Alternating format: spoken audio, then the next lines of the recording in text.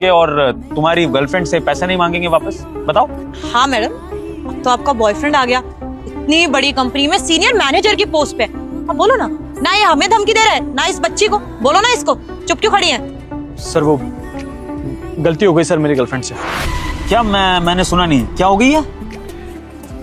Sir गलती हो गई मेरी गर्लफ्रेंड से सर। अरे चेतना, यहाँ तो गलती एक्सेप्ट होने की बात हो रही है।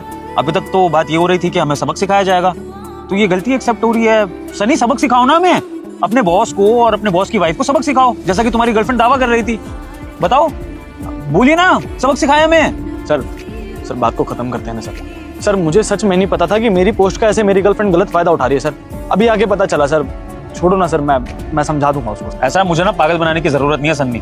अच्छे से जानता हूँ कि तुम्हारी गर्लफ्रेंड के बिहेवियर के पीछे ना तुम्हारा सबसे बड़ा हाथ है। तुमने इसको ये छूट दी होगी कि जाकर मेरी पोस्ट का फायदा उठाओ, लोगों से बदतमीजी करो, किसी के रेडी पर भी जाके फ्री का सामान ले लो, गरीबों को थप्पड़ मार दो, उनसे बदतमीजी कर लो और किसी को भी धमकी दे दो कि मेरा बॉयफ्रेंड तो कंपनी में मैनेजर है तो कुछ भी कर सकता है। इस सब में तुम्हारा ही हाथ है, समझे?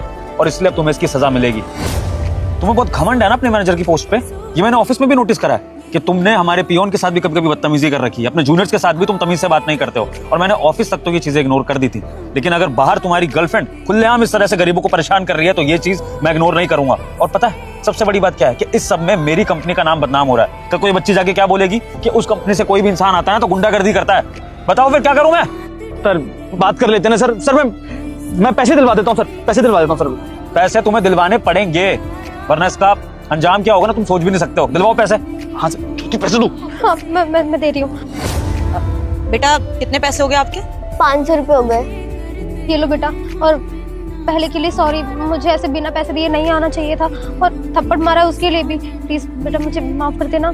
सॉरी बेटा, आंटी की तरफ से मैं भी आपसे सॉरी बोलता हूँ। आगे से आंटी कभी आपके साथ ऐसे बदतमीजी नहीं करेंगे। धन्यवाद मैम साहब, अगर आप जैसे लोग हो ना तो हम जैसे गरीबों का कोई हक भी ना मार सके। समझाना सन्नी, लेकिन एज अ मैनेजर नहीं, एज अ बॉयफ्रेंड समझाना अपनी गर्लफ्रेंड को, क्योंकि मैनेजर की पोस्ट तो शायद तुम्हारी जाने वाली है।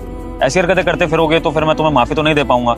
ये बच्ची तुम्हें माफ कर सकती है, लेकिन तुम्हारा बॉस होने के नाते ये सब देखने के बाद मैं तुम्हें और तुम्हारी गर्लफ्रेंड को माफ नहीं कर सकता हूँ। सो आई थिंक टाइम आ गया कि तुम्हें अपनी कंपनी से मैं फायर कर दूँ।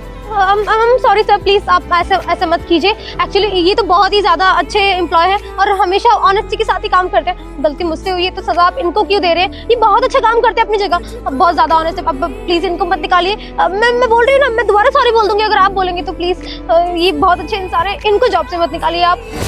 वाह मैडम, बड़ी जल्दी आपको आपकी अगर पार्ट 4 देखना चाहते हो तो चैनल सब्सक्राइब, वीडियो को लाइक करें।